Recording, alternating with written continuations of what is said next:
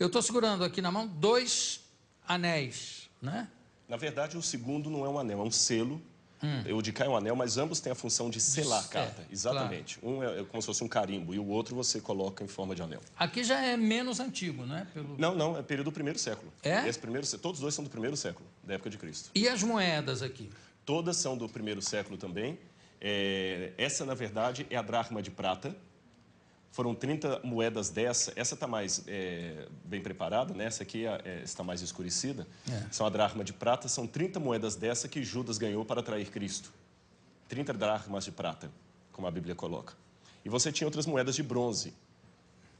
São de valor inferior. O que valorizava a moeda era o material do que ela era feita. Você tinha moeda de prata, ouro, bronze e de ouro.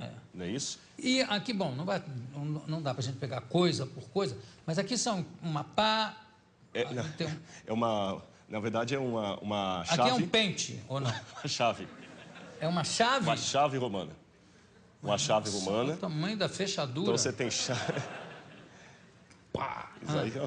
Isso é uma chave. Aquilo é uma concha romana. E ali é uma ponta de lança. Uma ponta de lança romana. E aí você tem objetos de perfume que geralmente a gente encontra em túmulos. Certo. Agora vamos falar um pouquinho das espadas que estão aqui. Ah, sim. Posso pegar aqui, então? Pode, claro. Eu tenho... Essa aqui é uma réplica. Sim. Se quiser pegar, é um pouco pesada. Claro, que se tivesse... Essa é uma réplica. Essa é uma espada como se fosse um centurião romano. Você nota que ela tem o brasão de Júlio César aqui. Não é isso? E, então, essa espada toda enfeitada era dada para alguém que era um centurião. Ela era pesada. 100 soldados. Exatamente, uma centúria. Ela não era de ficar espadachim, não. Aquilo ali já é do período da França. Não, isso era na base da espada mesmo, da porrada. Exatamente. Essa aqui já é original. Agora, o peso dela era esse? Exatamente. O peso era esse? Réplica, exatamente. É pesado isso aí. Quer dizer, eu sei que precisa... Bom, eu já peguei espadas aí do período medieval, aquelas espadas longas, que também para segurar precisa de 3 braços. Sim. E o cara ainda cheio de armadura. Tem armadura, tem o peitoral, tem o capacete que pesa. Realmente, e essa aqui é original? Essa é original, só que essa é bizantina. Essa data mais ou menos ali do 4º século depois de Cristo. Mas ela é mais romana leve também. que essa. É mais leve, porque essa é de um soldado raso.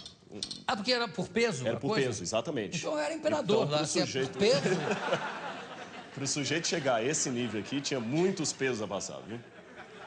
Isso aqui era de um soldado raso. De um soldado raso, um soldado que estava em início de combate ainda, estava... Quando é que há uma mudança significativa e que faz com que haja uma mudança de domínio também, de império, de uma arma, que antes as espadas eram de bronze? Você tinha o período do bronze, exatamente. E depois... depois tem o período do ferro. No período do ferro, já acabam com a civilização do bronze, né? Com espada. Ainda havia grupos, por exemplo, você encontra no período do ferro, Israel, por exemplo, quando a Bíblia fala das lutas de Israel, Israel não tinha as armas de ferro. Quem dominava a cultura do ferro eram os filisteus, que ficavam onde hoje é a faixa de Gaza. E ganhavam, claramente, porque você dá uma batida o metal de um é mais forte que o metal da outra. Quebra outra. Tanto é que tem uma coisa curiosa na Bíblia que conta que quando Davi foi combater com Golias, o rei Saul deu a armadura dele para Davi, porque eles não tinham armadura, o exército de Israel. Então havia... a história não é estanque. Há pessoas ainda com uma cultura mais antiga, mais primitiva, convivendo com outra simultânea de cultura mais moderna. Agora, na hora da batalha, exatamente, ganhava... Às vezes a esperteza, a estratégia, o local também ajudava muito. Nem sempre a batalha foi dos mais fortes, a vitória foi dos mais fortes. Nós temos Tirando casos... Davi e Golias, qual é o outro caso? Nós temos muitos casos, por exemplo... sem valer milagre. Sem valer milagre? Não, claro. Valendo milagre. Nós temos, por exemplo, Salah-ad-Din, o exército de Salah-ad-Din em Jerusalém... quando os cruzados ganharam uma época, porque eles perderam algumas vezes, mas ganharam algumas batalhas, eles eram tremendamente pequenos. Você tem os valdenses, que estavam fugindo da Inquisição da Idade Média. Os valdenses tinham apenas um bocado de galhos e pás e venceram a batalha. Você tem muitos casos na história. Aí na base da estratégia. Da estratégia. Mas o Saladin um pouco deixando também, sim, né? Sim. Teve aquela questão da irmã dele agora. Vou dar um exemplo moderno. Quem pegou Bin Laden? É verdade, mas aí também... E nem precisa de milagre. Não, aí basta suicídio. Também, mas a história é irônica, a história nos surpreende. A história não é um manual bem escrito, não. A história, nem sempre as coisas saem conforme planejado. Não, claro, graças a Deus. Aqui, aliás, não tem nada a ver, mas esse negócio que nem sempre sai como planejado, eu espero que a guerra que está havendo no Rio de Janeiro saia como planejado. Eu também. Sabe? Porque, por enquanto, eu não vi muita prisão, não vi muita apreensão de cocaína, nem de crack, nem de, muita maconha. Muita Você sabe que... maconha. Agora, resto eu estou esperando. Eu cheguei ontem nos Estados Unidos e o que a mídia internacional está colocando é que o Brasil está em guerra. Mas é. E eu cheguei assustado aqui. Mas vai dar tudo certo, se Deus quiser. Semana que vem eu estou no Rio de Janeiro. É verdade, eu vou dar uma palestra lá em Botafogo. Conto com você, conto com você. Eu vou levar a espada. Isso, claro.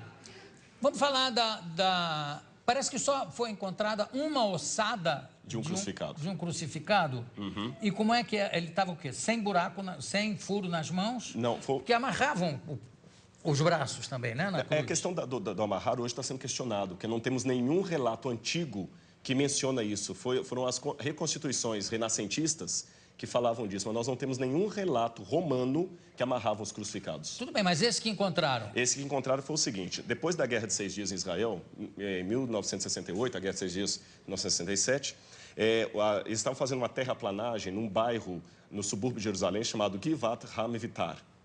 E os tratores bateram em ossários, ou caixões de pedra. Sim. E nos ossários, geralmente, você tem os ossos da pessoa e o nome escrito lá de fora, em alguns deles. E estava o nome Yohanan ben Hagakol. Ah, sim. Aliás, essa descoberta já... Não, a descoberta já tem algum tempo. Tem. Foi na década de 60, né? 68.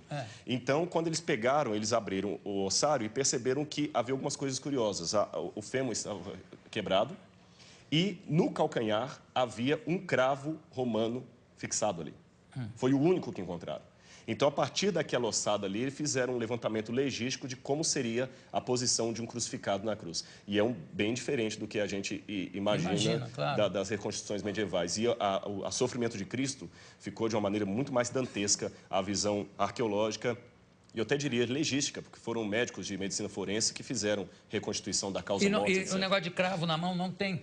Não, porque o osso dele estava muito fragmentado. Mas, então, não tinha, os ossos da mão não estavam todos inteiros. Pelas profecias, certamente não é uma ossada de Jesus. Ah, não, com certeza não. Porque, inclusive, se eu não me engano, tem uma das profecias que diz nenhum dos seus ossos será quebrado.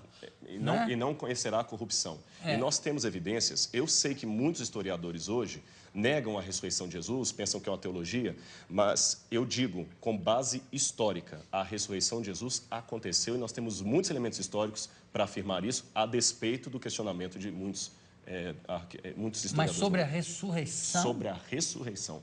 Mas qual é o dado histórico que pode haver sobre a ressurreição? Claro que é uma questão de fé. Para mim é uma questão de fé. A própria forma como os relatos evangélicos estão não demanda uma propaganda. Porque o que é uma propaganda? Uma propaganda, às vezes, você mascara, enfeita uma coisa para vender um produto.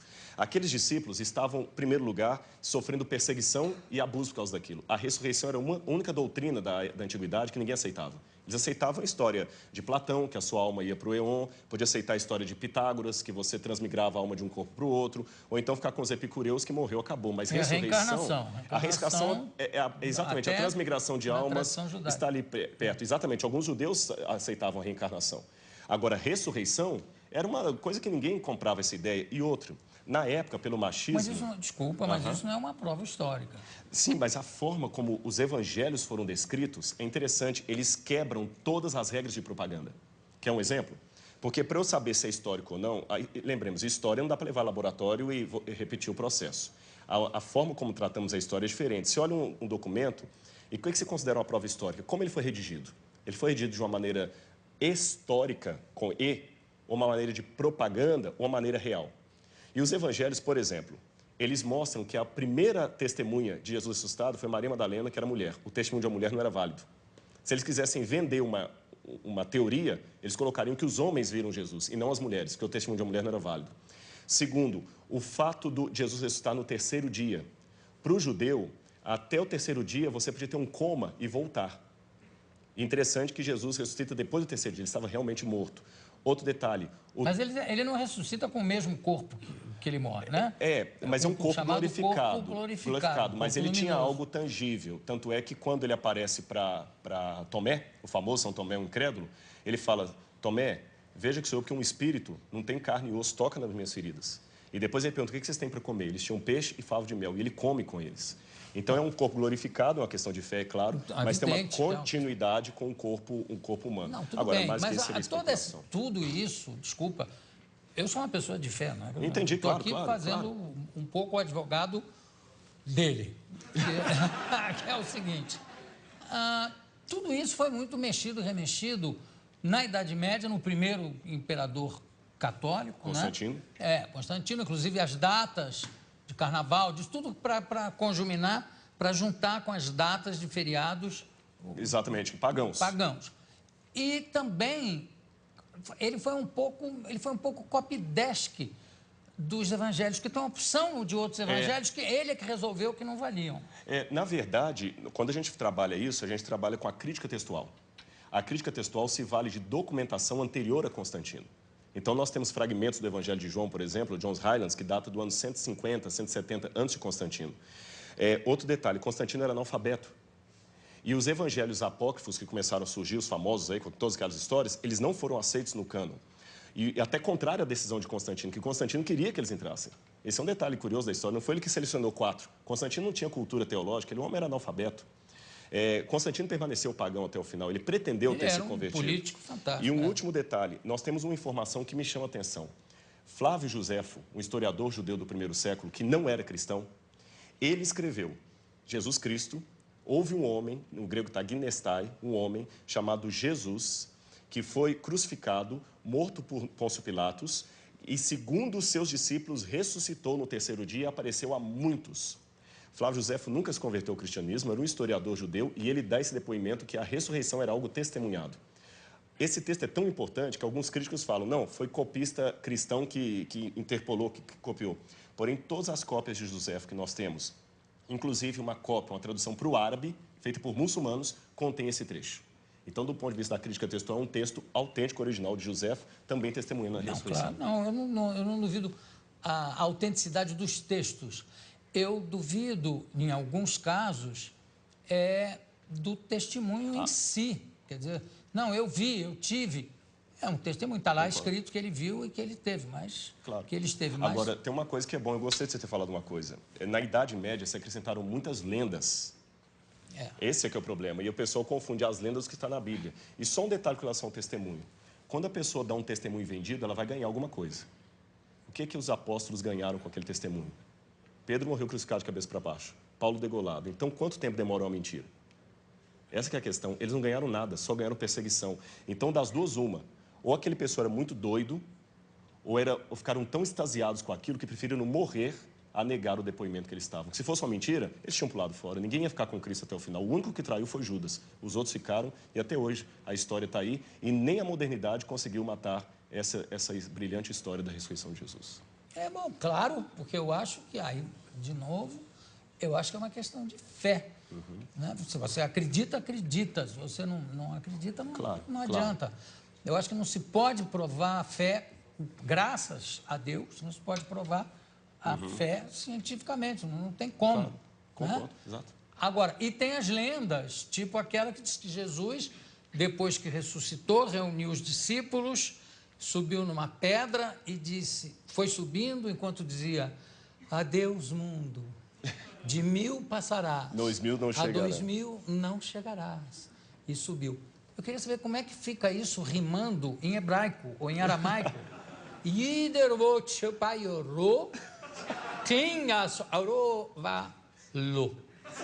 sumiu.